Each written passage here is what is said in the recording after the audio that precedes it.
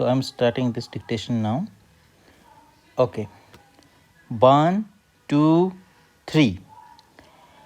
I am thankful to you for having given me this opportunity long last to say a few words on the budget. Already much has been said, and I think the finance minister has come in for his share of congratulations as well as criticisms. So there is not very much to say, but I should like to say a few words. The increased development expenditure and the absence of any new taxation has earned for the budget a good response even from the businessmen. I especially welcome the relief given to the middle classes by raising the exemption limit of income tax in respect of personal income. No doubt, this is some relief to the middle classes, but I would request the finance minister if he could to raise this exemption limit from rupees 4,000 to rupees 6,000, as that would give substantial relief to the middle classes. I am indeed glad that the Taxation Inquiry Commission has been appointed with Dr. John Mathai as the chairman, and I am sure that many of the vexed problems may be solved through this commission. At the same time, I would request the finance minister to put off the estate duty bill for the present, since this inquiry commission has been appointed and there may go into this question. For I feel that it is not an opportune moment to put on more taxes on the people. Already, as Mr. Gadgil has pointed out, there are so many taxes on the people.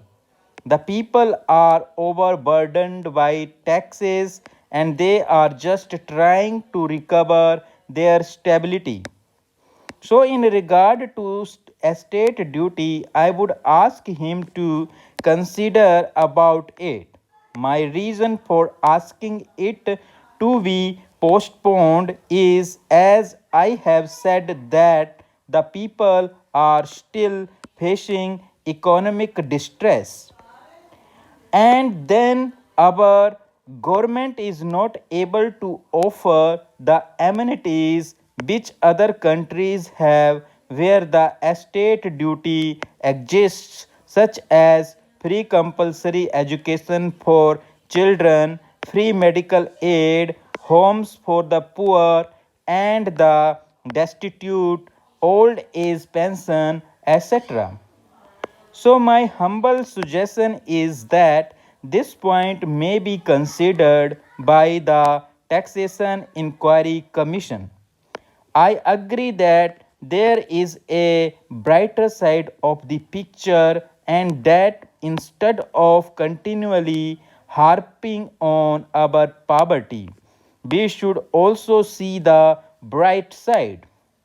We are making encouraging progress towards laying the foundation of a welfare state.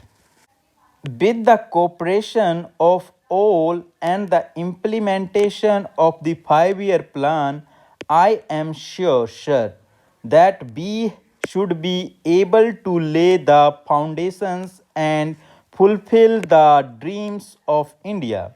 It is indeed encouraging to know from the finance minister that there is a tendency of lowering food prices all over the world. And in that case, the prices in our country too would be lowered.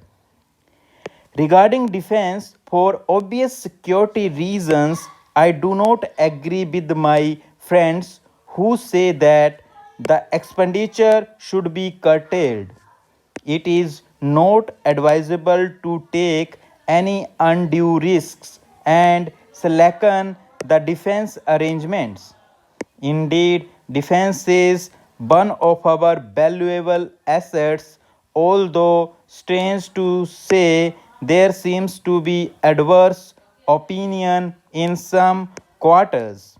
I agree with what General Cariappa once said that God and army are remembered only when there is trouble. The army consists of the most disciplined and loyal set of young men. It would not be proper to effect economy in the pay of these brave officers, as it would not be an incentive for the right type of young men to join the army, and it would become ineffective and inefficient. I believe already officers who were drawing rupees 1400 as their pay are now getting only rupees 700 and about rupees 100 as allowance.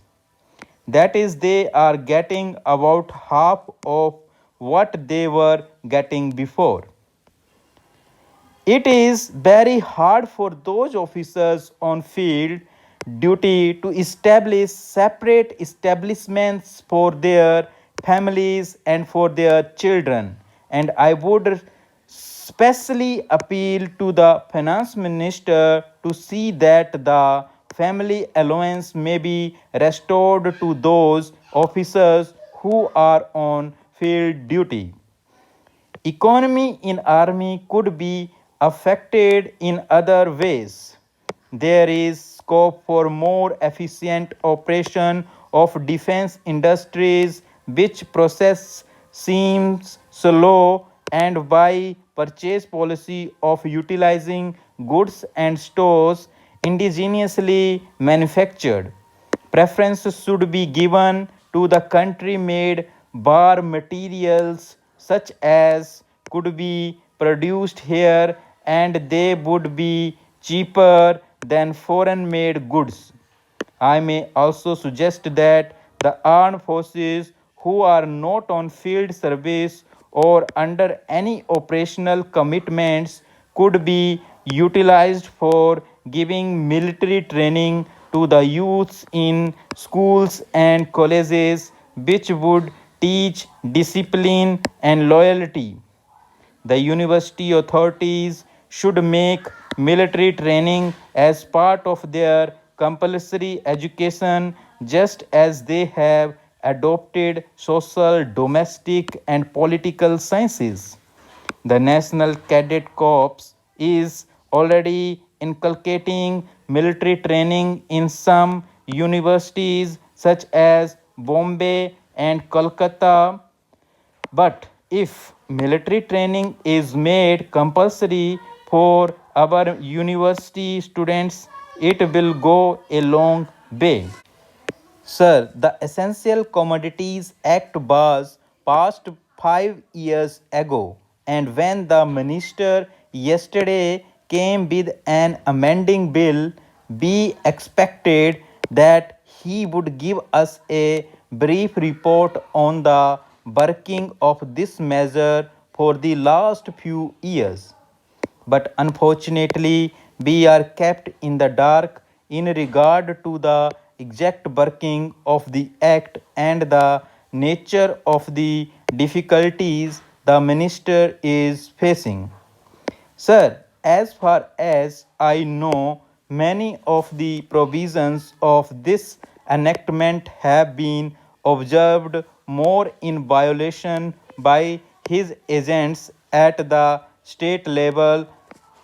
The food minister may be very earnest, may be very able, and may be very anxious to see that the various provisions of the act are implemented in the most effective manner at the state level, but unfortunately, his agents at the state level are not equally enthusiastic or equally anxious to observe the provisions of this enactment.